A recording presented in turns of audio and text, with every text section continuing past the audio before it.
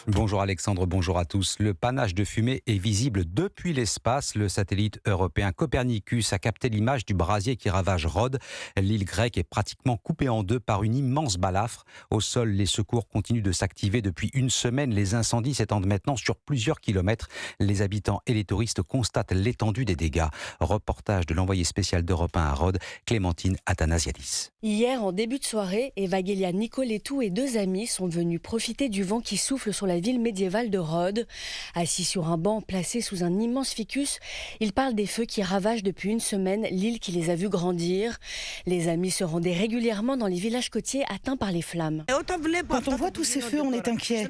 Hier soir, j'ai regardé la télévision et je n'ai pas pu dormir à cause des angoisses. On a déjà connu des incendies de quelques jours, mais autant d'affilée, jamais.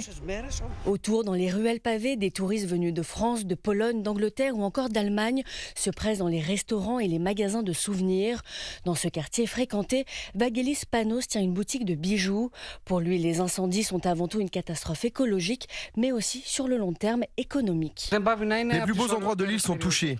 Les conséquences de ces incendies vont avoir un impact sur les prochains touristes, car tous ces lieux sont en cendres. Il faudra plusieurs années pour que tout redevienne comme avant.